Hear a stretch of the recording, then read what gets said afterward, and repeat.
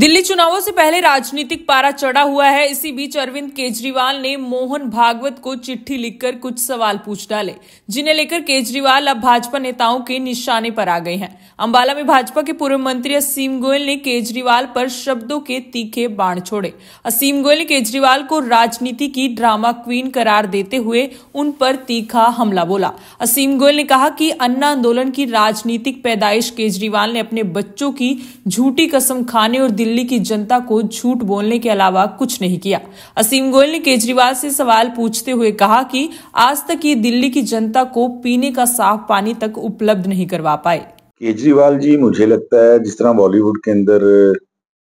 कुछ किताब हम दे जाते हैं, ड्रामा क्वीन, बॉलीवुड दीवा, तो राजनीति की ड्रामा क्वीन केजरीवाल जी। जितना झूठे आश्वासन, जब से अन्ना जी के आंदोलन से केजरीवाल जी की राजनीतिक पैदाइश हुई, अपने बच्चों की झूठी कस्में खाने से लेकर,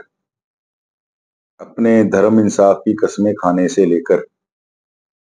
और दिल्ली वालों को झूठ बोलने से लेकर केजरीवाल जी ने, इसके अलावा राजनीतिक जर्नी केजरीवाल जी की कुछ नहीं है। और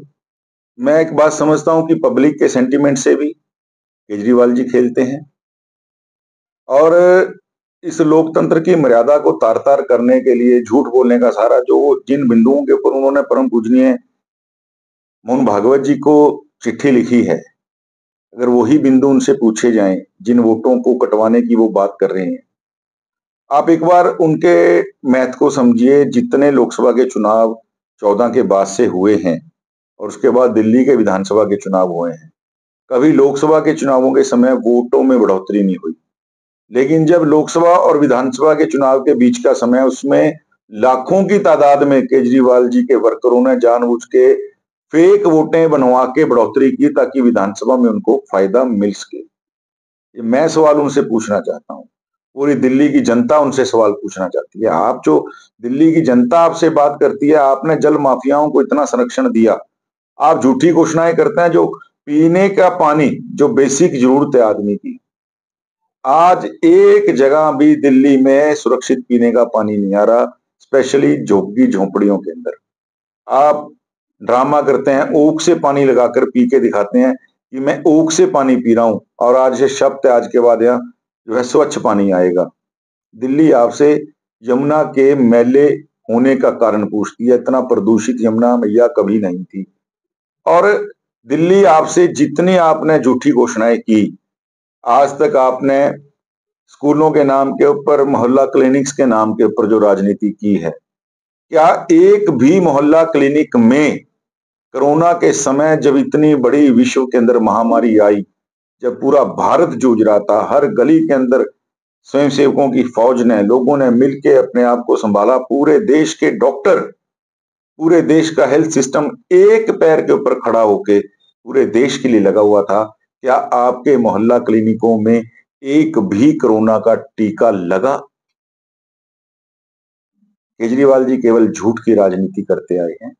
और इस बार उनकी झूठ की राजनीति का जवाब उनको पक्का मिलेगा। दलित छात्रा के मामले में सवाल उठा रहे रणदीप सुरजेवाला और कुमारी शैलजा को लेकर भी पूर्व मंत्री असीम गोयल ने कांग्रेस को आड़े हाथों लिया। उन्होंने कहा कि कांग्रेस में प्रदेश अध्यक्ष रहे अशोक तंवर को प्रताड़ित करने का मामला हो या खुद चुनावों में कुमारी शैलजा का मामला हो, शैलजा को कांग्रेस एक गुट द्वारा जाति सूचक शब्द कहना, इन बातों को लेकर पहले शैलजा श्वेत पत्र जारी करे, उसके बाद दूध का दूध और पानी का पानी हो जाएगा। उन्होंने कहा कि हमारी सरकार ने दलितों के हित के अनेक कार्य किए हैं। देखिए, दलितों को लेकर जितना अत्याचार,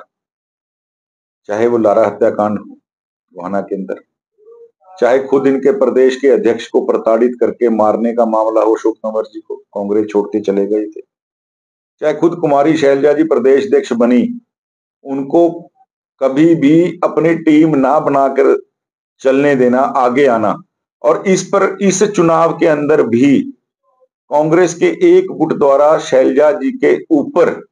सीधा जाति सूचक शब्दों से हमला करना, और शैलजा जी इसी बात से रुष्ट हो गए तो कांग्रेस के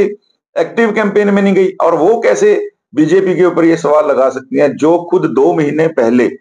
आरोप लगा के हटी हैं कि मैं कांग्रेस में इसलिए कैंपेन नहीं कर पाई कि एक दलित की बेटी को लेके कांग्रेस के लोगों के मन में सम्मान क्या है। मैं शैलजा जी को, आदरणीय हमारी हैं बड़ी बहन, उनसे निवेदन करना चाहता हूं कि अगर आपको कुछ उजागर करना है, आप सच में अगर दलित हितैषी हैं, तो आप खाली बीजेपी से सवाल मत पूछिए। सरकार तो हमेशा, हमारी सरकार ने तो